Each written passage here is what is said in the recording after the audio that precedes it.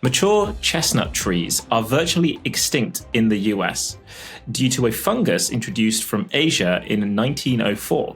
Why did Brian Davis buy antique chestnut furniture from the 1860s just to remove its varnish and chop it into bits? I'll say that again. Mature chestnut trees are virtually extinct in the US due to a fungus introduced from Asia in 1904. Why did Brian Davis buy antique chestnut furniture from the 1860s, remove its varnish, and chop it into bits? Sabrina, this sounds like your old business plan for the wheels. My new business proposal.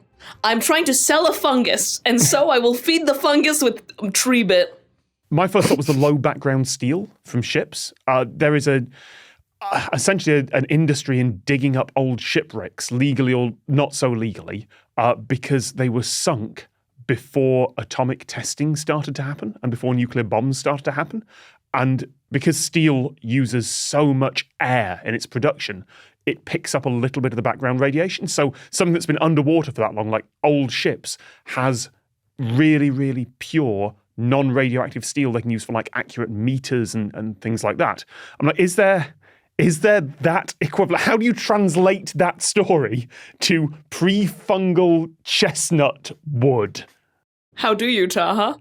I was hoping someone was going to jump in on that. No one had a clue. Okay, fine. I was too busy being in awe that I've been out here pitching the worst businesses on earth, and you just have access to, you would just know about the most interesting stories. Okay. Is it like something about, because it is interesting that he is locked in on a specific era of wood. Mm-hmm. Is this a wood that was before the fungus was introduced? From the dates, that would make sense. In that, the fungus was introduced in 1904, and he was buying furniture from the 1860s. The varnish would have protected the wood from even picking up fungal spores, even if it can't feed on the old furniture. If it was varnish, that would be protected. But it's not like you can plant a table leg and get a tree out of it. Yeah, but is it like how, this might be totally off base, but how trees don't, like apple trees, like in order to grow the same apple, you need to actually graft the tree rather than use the apple seeds because of like the mutations. Was he grafting this old chestnut bit to a tree in order to like try and create new chestnut tree? That sounds feasible. I don't know anything about trees. That doesn't sound feasible to me. It's a bit of tree. They made furniture different back then. I don't know. Taha said that is irrelevant. Okay. Yeah, I don't know if that's irrelevant. So what does Brian do anything? What does Brian do? Does Brian have a job? Brian was trying to make money from this. Okay. We're back on your business plans, Sabrina.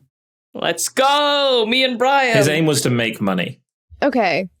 So how could you make money out of this situation? And he was chopping it up, right? He was like taking the old trees and like the old furniture. Chestnut fraud.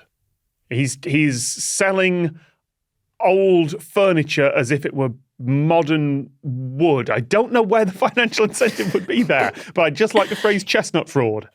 Is he selling it to universities and research institutions? He is not selling the wood. The varnish? No. Yes? He's standing off the varnish, probably. Listen, I don't think there's much varnish to salvage. He's not selling the wood. He's selling something. Does the fungus attach to the wood for people who are trying to research the fungus? So, no. As in, research is not the thing that you've let... Research is not involved. No, he's trying to make money. You don't do that with research. No, yeah, definitely not. What could you benefit from with a piece of wood and or fungus? Because I feel like the fungus is relevant. The wood was pre-fungus and the wood was used to manufacture something. The wood was used to Is there something special about the desk? Was it like George Washington's old desk? How much wood did he have? Like how much wood did a woodchuck chuck? I don't know, and I don't think it matters exactly. Like, was it one piece of furniture? It wasn't like a pile of things that he found. It's like a gold mine of chestnut furniture that I can resell for 50 times. Yeah, this seems like a terrible business idea. He's chopping it into bits. So he's definitely committing to not having vintage furniture. Okay. He's committing to the bits. Okay. He was trying to create something that was lost to time, and the bare wood was important in that. So you have to sort of think in a more like traditional process. What could he be sort of trying to? Some guy named Brian is cat like. Is it used for like wine? He's trying to make a barrel out of this specific wood, and or a whiskey, and he's just trying to barrel. Oh, yeah, people do that, right? People do that. Is he a Cooper? Yeah, so you got it. It was used to make whiskey aged with antique chestnut wood. Very cool. I wonder what chestnut smells like. This is an attainable thing. Yeah. You didn't have to. You can know what that smells like. So Brian Davis and his partner founded a company called Lost Spirits in Northern California. Until the early 20th century, American chestnut wood was used for making many things, including barrels.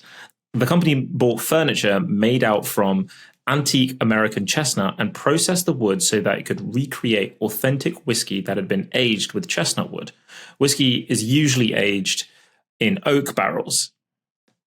Adam, the question writer, says, I took a tour of Lost Spirits in LA a few years ago and tasted it myself. So I guess that's a thing you can do. I didn't expect an ad read to be in the middle of this. I didn't expect to be an ad reading that. But you know what? This is a great place to put a mid-roll advert.